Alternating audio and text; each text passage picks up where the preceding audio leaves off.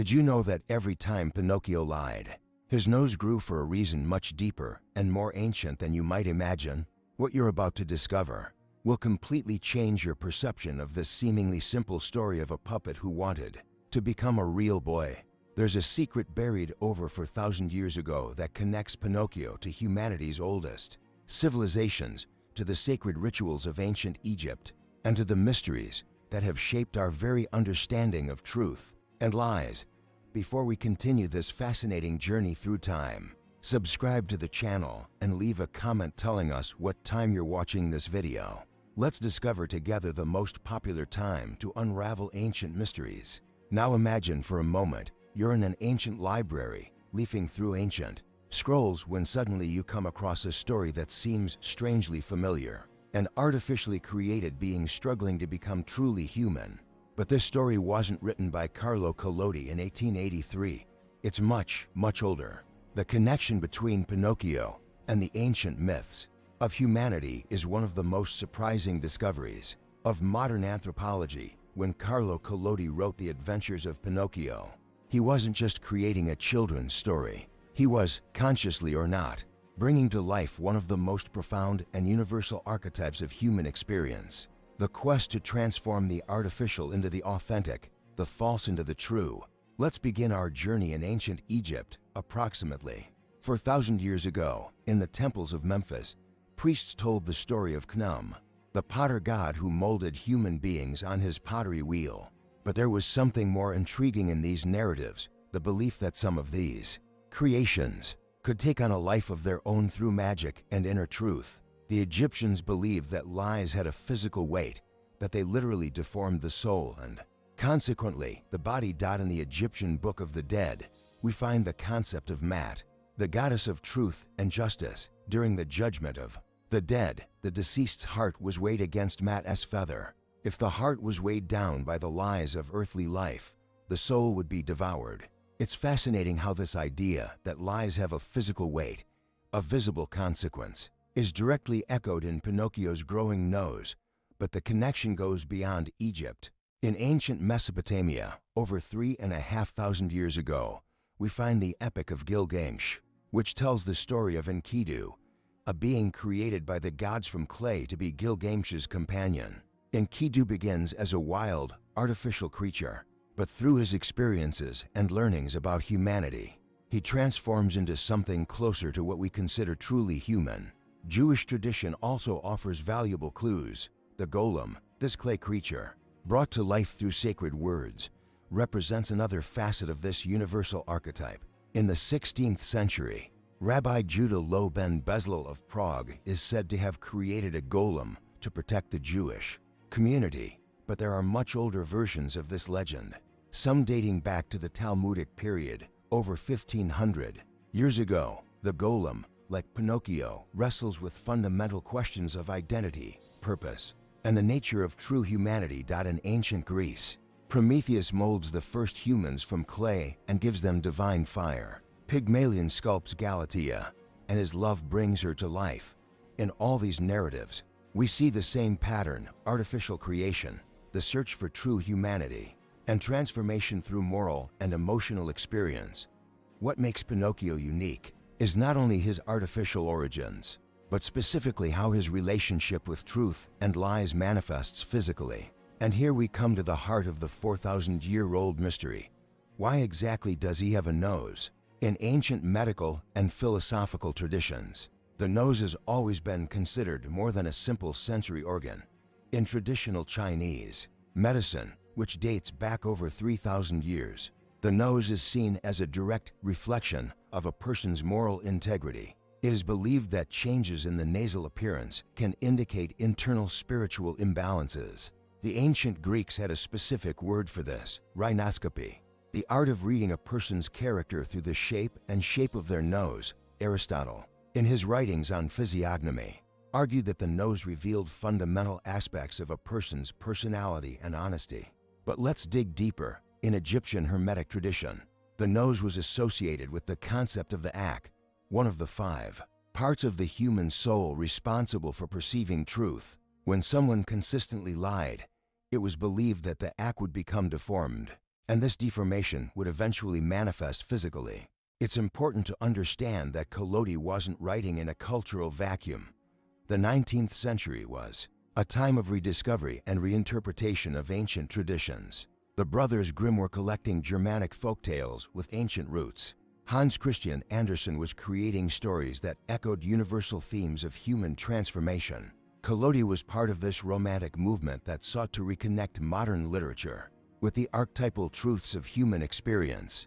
But there's another fascinating aspect to Pinocchio's story that's rarely explored: the figure of Geppetto. The name Geppetto derives from Giuseppe, which in turn comes from the Hebrew Yosef, meaning God will add or God will increase. This is no coincidence. In the Kabbalistic tradition, the act of creating artificial life through the work of hands and sacred intention is one of the greatest spiritual mysteries. The carpenter who breathes life into inert wood directly echoes the ancient traditions of sacred craftsmen.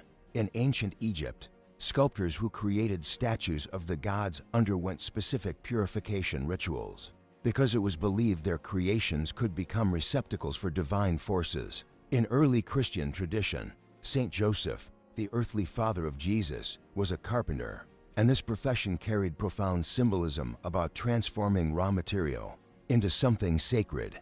Geppetto represents the paternal aspect of divine creation, but also the limitations of the human creator. He can shape the wood, he can even give it a kind of life, but he cannot give it a true soul. Pinocchio must earn this soul for himself through his moral choices and life experiences. And here we come to the blue fairy, a figure who represents something much more ancient and profound than it appears. The color blue, in ancient esoteric traditions, has always been associated with celestial truth and divine wisdom. In ancient Egypt, blue was the color of Nut, the sky goddess, and of Thoth, the god of wisdom and truth. In Christian tradition, Marian blue represents purity and divine intercession. The blue fairy is not simply a benevolent magical figure. She represents the cosmic force that governs spiritual transformation through truth. When she appears to Pinocchio, it is not to solve his problems, but to establish the rules of the cosmic game. You can become real, but only through honesty, courage, and altruism. These three virtues, honesty, courage, and altruism, were not chosen randomly by Collodi. They correspond directly to the three main virtues that the ancient mystery schools considered essential for spiritual initiation. In the Hermetic tradition, these virtues were known as veritas, truth, fortitudo, courage, and caritas, selfless love. But let's examine the symbolism of the transformation from puppet to real boy in more depth. In medieval alchemy, which in turn drew on much older Egyptian and Babylonian traditions, there's a process called the opus magnum, or great work. This process describes the transformation of raw matter into spiritual gold, or more precisely, the transformation of the ordinary human being into a spiritually realized being. Pinocchio, as a puppet, represents the initial stage of the great work, the human being controlled by external forces, without true will of his own, moving through invisible strings of social conditioning, fears, and egoic desires. Pinocchio's journey is fundamentally an alchemical one of self-realization. Each character Pinocchio encounters on his journey represents a different aspect of this transformation process. Himeni Cricket, for example, is not only the voice of conscience, but also represents what ancient philosophers called the daemon, the inner voice of divine wisdom that every human being carries within. The cat and the fox represent the forces of deception and self-deception that constantly attempt to divert the spiritual seeker from the path of truth. In Egyptian tradition, Seth, the god of chaos and disorder, often appeared in the form of deceptive animals that tried to lead souls away from the path of Mat, the land of toys. Where Pinocchio is transformed into a donkey is a direct representation of what Buddhists call samsara, the cycle of pleasure and suffering that keeps one trapped in illusion. The transformation into a donkey symbolizes the spiritual regression that occurs when one chooses immediate gratification over moral growth. But perhaps the most symbolically profound episode is when Pinocchio is swallowed by the whale. This isn't just an adventurous element in the narrative. In universal mythology, Being swallowed by a sea monster represents the descent into the collective unconscious, the symbolic death of the ego that precedes spiritual rebirth. Jonah and the whale, in the Old Testament, represent the same archetype. In the Orphic mysteries of ancient Greece, the initiate underwent a symbolic ritual of death and rebirth that often involved imagery of being consumed and then resurrected.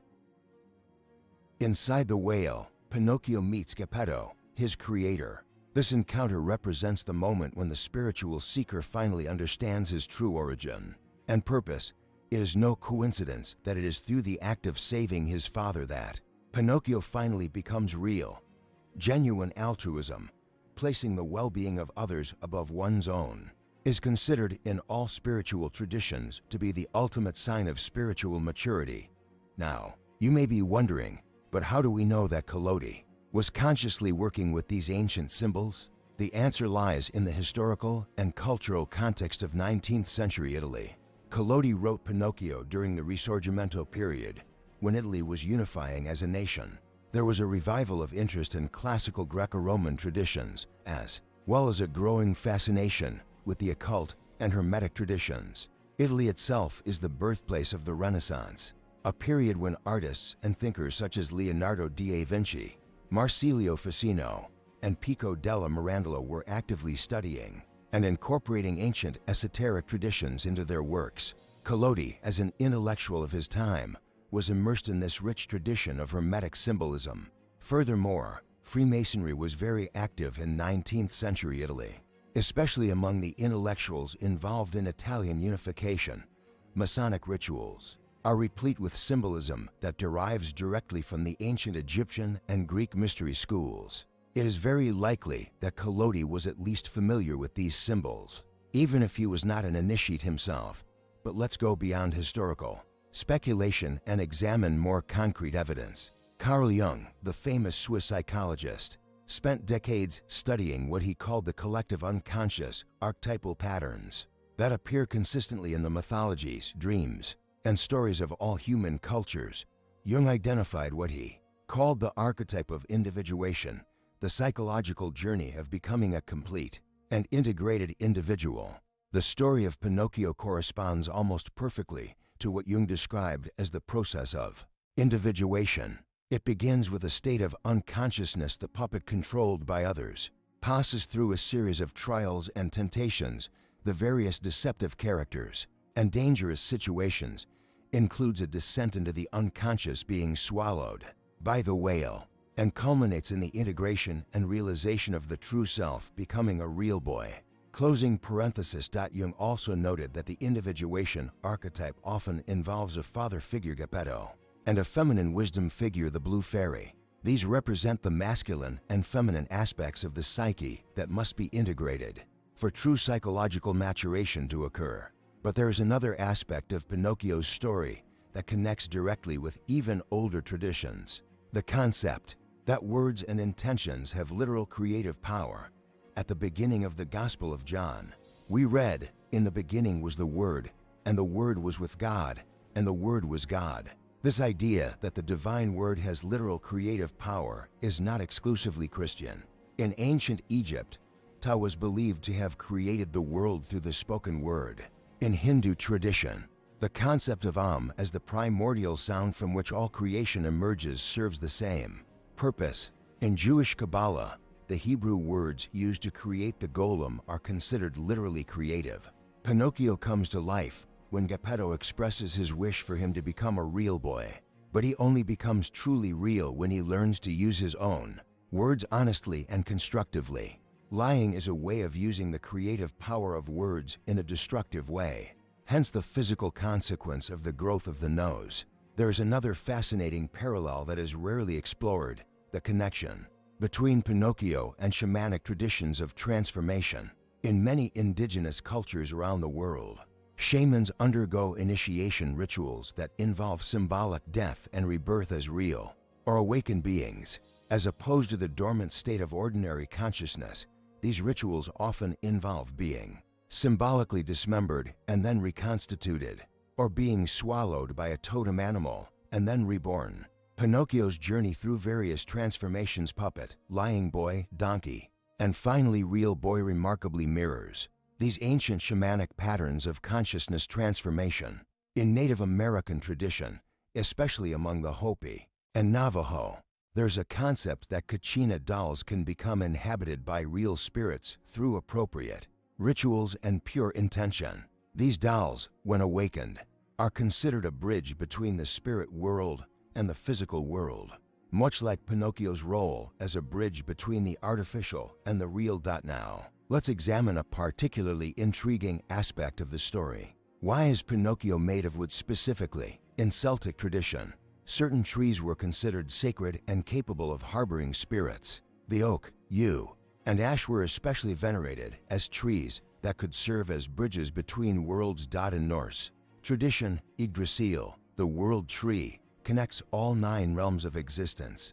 The first humans, Ask and Embla, were created by the gods from the wood of trees found on the beach. In Greek mythology, certain nymphs inhabited specific trees and could animate wooden objects made from those trees. Collodi may have chosen wood as the material for Pinocchio, not only for practical reasons. Geppetto was a carpenter, after all, but also because of these ancient associations between wood and spiritual life. Wood represents something that was once alive, that once participated in the natural world, but that has been transformed by human hands into something new. Another, often overlooked element is the presence of puppetry in the story. Theater has always been considered, since the ancient Greeks, as a way to explore profound truths about the human condition through symbolic representation. Pinocchio begins literally as an actor, a performance, an illusion. His journey is to leave the world of performance for the world of authenticity. In esoteric traditions, the ordinary world is often spoken of as a kind of cosmic theater where souls play various roles until they learn their spiritual lessons and can graduate to a more real level of existence. Plato, in his allegory of the cave, described a similar concept. Most people live in a kind of shadow theater, mistaking the representations for reality, until they finally awaken to the real world of pure forms. Pinocchio, as a theater puppet, literally represents this state of living in illusion, controlled by external forces the puppeteer's strings, until he finally awakens to his true nature and potential. And here we come to one of the most surprising discoveries of our investigation. There's evidence that stories very similar to Pinocchio's existed in European oral traditions. Centuries before Collodi wrote his version, German folklorists recorded tales in the 18th century about wooden puppets who came to life and underwent moral trials to become human. In Slavic tradition, there are legends about domovoi, house spirits that sometimes inhabited lovingly carved wooden objects and could evolve into more human forms through good deeds. In Scandinavian tradition, we find stories about nisser or gnomes, who were originally tree spirits that gradually developed more human characteristics. This suggests that Collodi may have been working with much older folklore material than previously thought, perhaps synthesizing and refining oral traditions that had circulated for centuries, or even millennia in Europe. But perhaps the most profound aspect of the story is the central question: what does it mean to be real? This question has tormented philosophers for thousands of years. Plato distinguished between the world of appearances and the world of true forms. The Gnostics spoke of awakening from the illusion of material reality to the deeper spiritual reality. In Buddhism, there's the concept of Buddha nature, the idea that all beings already possess Buddha nature, but that this nature is obscured by ignorance and conditioned patterns of thought and behavior. The spiritual journey is not about becoming something one is not, but about awakening to what one already truly is. Pinocchio is already real from the moment he gains consciousness, but he doesn't know it. His journey is about discovering and manifesting his true nature through conscious choices and moral growth. This directly echoes Buddhist teachings on enlightenment, Christian teachings on salvation, and Hermetic teachings on spiritual attainment. The blue fairy doesn't give life to Pinocchio, she simply reveals the life that was already there.